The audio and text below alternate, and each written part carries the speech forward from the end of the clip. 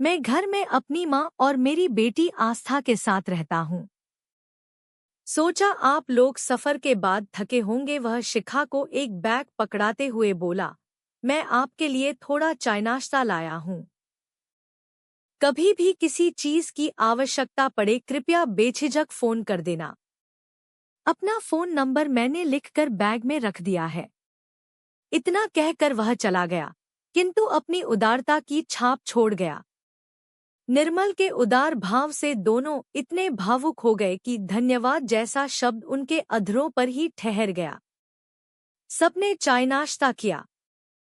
चाय के अतिरिक्त बैग में दूध, डबल रोटी, अंडे, चीनी, चाय पत्ती, मक्खन, बिस्कुट इत्यादि थे। हाँ, एक लिस्ट भी थी जिसमें वहां की स्थानीय दुकानों के फोन नंबर भी थे। निर्मल तो चला गया, अपना एक हिस्सा उनके पास छोड़ गया था। दोनों यही सोचते रहे, किसी के बाहरी आवरण को देखकर उसके चरित्र का आंकलन नहीं करना चाहिए। बेशक उसका कद छोटा था, चाल में मतवालापन था, बोलने का अंदाज भी निराला था, पर था वह शख्स इंसानियत से भरपूर, भगवान का बनाया हमारे तुम्हारे जैसा इंसान। आहिस्ता आहिस्ता वह अपनी सादगी से शिखा के परिवार का एक हिस्सा बन गया। उसकी एक बहन भी थी। पड़ोसियों की ताकझांक के साथ साथ उनकी उत्सुकता बढ़ती गई। उस दिन मार्केट में पड़ोसन ने शिखा को देखते ही अपना रास्ता बदलकर कहा, नमस्ते जी, मैं मिसेस कपूर, आपके साथ वाले घर में रहती हूँ। बस हो गई शुरू। बातों बातों में उसने पूछ लिया, क्या आप निर्मल को पहले से जानती हो? आपके यहाँ आता जाता है? उससे बचकर रहना। कोई भी उसे मुंह नहीं लगाता। थोड़ा दिमाग का ढीला है, चुगलियां करता है। जब छोटा था तो बच्चे उससे खेलते थे। जैसे जैसे बड़ा होता गया, सभी उससे कन्नी काटने लगे। पता नहीं लगता कि लड़का है या लड़की। किसी के भी तो लक्षण नहीं है उसमें। भगवान ही जाने क्या है। हाँ, अपनी माँ का लाडला है। मिसेस कपूर एक ही सांस में बहुत कुछ बता गईं। मैंने कहा, मिसेस कपूर, आपको गलतफहमी हुई है। निर्मल तो बिल्कुल निर्मल है, अपने नाम की तरह। शिखा ने घड़ी देखी, अपना पीछा छुड़ाते हुए बोली, माफ करना मिसेस कपूर, बच्चे आने वाले हैं, अब मैं चलती हूँ। घर पहुँचते ही परिवार में लीन हो गई। हैरान थी, लोग कैसे बेबुनियादी बातें करने लगते हैं। मिसेस कपूर की बातें उसके दिमाग में घूमती रहीं। सोचने लगी, तभी तो निर्मल की आंखों से एक बेपसी सी झांकती रहती है। लगता है समाज के थपेड़ों ने उसके एहसास खत्म कर दिए हों। हैरान थी, कितनी चुस्ती से क्षण भर में वह निर्मल का रेफरेंस सर्टिफिकेट दे गई। अब शिखा दिल्ली की चहल पहल और उसके जीवंत वातावरण का आनंद लेने लगी थी। किंतु आस पड़ोस के लोगों के मिजाज और उनके तौर तरीके शिखा की समझ के बाहर थे। उनका अभिमानपूर्वक व्यवहार, चुगलखोरी का स्वभाव, अपने को ऊंचा औरों को नीचा जतलाने की कोशिशों से उसे बहुत नफरत थी। धीरे धीरे शिखा ने खुद को महानगर के तौर तरीकों के अनुकूल बना लिया था। अब तो उसकी कई लोगों से पहचान हो गई थी। उनके यहाँ आना जाना तो आरंभ नहीं हुआ था। यहाँ वहाँ सैर करते टकराव हो जाता। कभी कभार नमस्ते के साथ मुस्कुराहटों का लेन देन भी हो जाता। एक दिन अचानक घंटी बजी। 6 नंबर वाली कुसुम मेहरा अपनी बेटी के विवाह का निमंत्रण देने आई थी। बोली, जरूर आना, आसपास के पड़ोसियों से मिलमिलाप भी हो जाएगा। कुसुम जल्दी में थी। बैठी तो नहीं, किंतु जाते जाते ठुनका मारते हुए बोली, शिखा, तुम छोटे छोटे बच्चों वाली हो, उस छक्के से दूर ही रहा करो। आत्मसम्मान और आत्मस्वाभिमान जैसी चीज तो उसके कभी करीब से भी नहीं गुजरी। लोग उसे फटकारते रहते हैं, उसे कोई फर्क ही नहीं पड़ता। इतना कहकर कुसुम चली गई। छक्का शब्द ने उसे सोच में डाल दिया। यह शब्द उसके लिए नया था। शादी का दिन भी आ गया। दूर दूर से बनावटी मुस्कानों का आदान प्रदान हुआ। लड़की वाले थे, इसलिए खाना खाने की बारी देर से आई। जहां मिसेस कपूर खड़ी थी, शिखा भी वहीं जाकर खड़ी हो गई। इतने में कुसुम मेहरा ने आकर सबसे शिखा का परिचय करवाया। शिखा पर प्रश्नों की भरमार लग गई। कहाँ से आई हो? पति क्या करते हैं? बच्चे कितने हैं? कौन से स्कूल में जाते हैं? वगैरह वगैरह। थोड़ी बहुत खाने की आलोचना हुई। इतने में शिखा की नजर निर्मल और उसकी मां पर पड़ी। उसने संकेत से उन्हें वहीं बुला लिया। उन्हें उसी ओर आते देखते ही मानो सबको सांप सूंघ गया। उनकी भौहें चढ़ गईं। माथे की लकीरें गहरी हो गईं। सभी शिखा की ओर विस्मय से देखने लगी, मानो उसने कोई अपराध कर दिया हो। उनके वहां से जाते ही सब निर्मल पर उछल पड़ी। यकायक निर्मल के प्रति सघन नकारात्मक बातों का अंबार लग गया। उषा सेठी नकारात्मक लहजे से बोली, बहन, हम तो इसे पैदा होने से जानते हैं। सब कुछ ठीक ही था। सबके साथ स्कूल जाता था। हाँ, कॉलेज भी गया था। हाँ, अपने पापा के निधन के पश्चात कॉलेज में देर तक टिक नहीं पाया। उसकी माँ ने भी जोर नहीं डाला। उसमें अजीब से बदलाव आते गए। कद तो बूटा है ही, अपने पापा की तरह गोलमोल भी है और बुद्धि भैंस की। कुछ ही मिनटों में उसका इतिहास दोहरा डाला। लोग उसे दुत्कारते, उस पर हंसते, मजाक उड़ाते, उसे कोई फर्क ही नहीं पड़ता। कुसुम ने चाट मसाला लगाते हुए कहा, नौकरी तो करता है, कोई मामूली सी, हाँ, माँ के साथ चिपका रहता है। माँ के साथ घर के कामों में हाथ बटाता है। सब औरतों वाले काम करता है। स्वेटर बुनता है, रोटी बनाता है, कपड़े धोता है। मेड नहीं रखी। उनकी बेतुकी बातों से शिखा का सर चकराने लगा। उसका मन किया इसी वक्त यहाँ से भाग जाए। सोच ही रही थी कि मिसेस कपूर वहां आ पहुंची। मिसेस कपूर कहाँ चुप रहने वाली थी, झटपट बोली, मानो खबरी चैनल को इंटरव्यू दे रही हूं। पता है, निर्मल की 2 पत्नियां तो इसे जल्दी ही छोड़ भाग गई थी। तीसरा रिश्ता निर्मल की बहन संगीता का पति संजय लेकर आया था। रिश्ते में वह उसकी बहन लगती थी, ऐसा उसने बताया था। पता नहीं लोग ऐसे लोगों को अपनी लड़कियां दे कैसे देते हैं। इस छक्के को 1 नहीं, 2 नहीं, 3 भला टिकती भी क्यों इस आधे अधूरे के साथ। संगीता के निधन के पश्चात तीसरी बीवी आशा भी निर्मल को छोड़कर चली गई।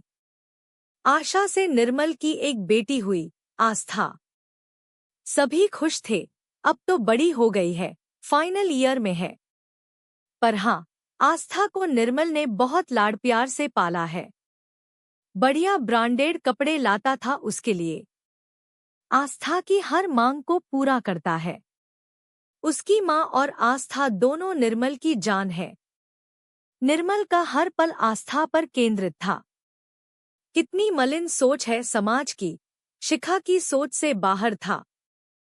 क्यों निर्मल का नाम सुनते ही लोगों की भौहों पर बल पड़ जाते हैं, माथे की लकीरें गहरी हो जाती हैं, स्वर में कसैलापन झलकने लगता है।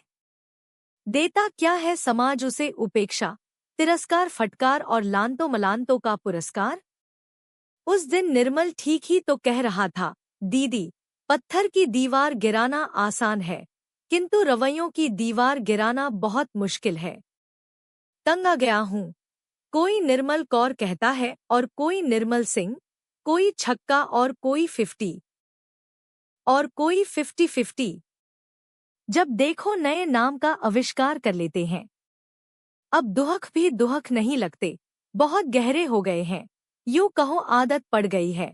इतना कहकर वह चला गया। इस बात को हुए 4-5 दिन बीत चुके थे। निर्मल की कोई खबर नहीं थी। निर्मल की बातें उसे उदास कर देती थी, उसे सोचने पर विवश कर देती थी कि क्या वह इसी हृदयहीन समाज की सदस्य है, जहां इंसान के साथ जानवर से भी बदतर व्यवहार किया जाता है। शिखा ने ठान लिया कि वह निर्मल के सामाजिक संतरास को कम तो नहीं कर सकती, पर उन पर मित्रता की मरहम तो लगा सकती है। उसने दिल्ली में कुछ बनने के सपने को स्थगित कर दिया, निर्मल में आत्मविश्वास पैदा करने का प्रण ले लिया। 1 सप्ताह से निर्मल दिखाई नहीं दिया। शिखा चिंतित थी।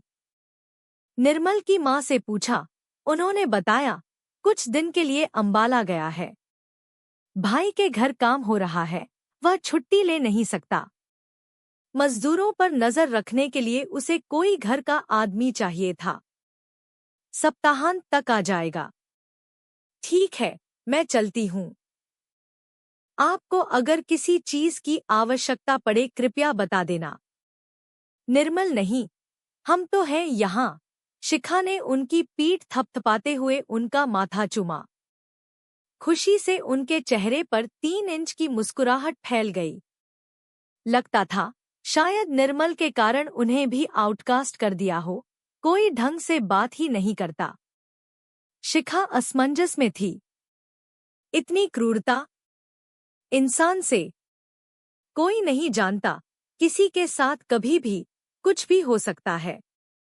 ऊपर वाले की लाठी बेआवाज होती है। शिखा बरामदे में खड़ी थी।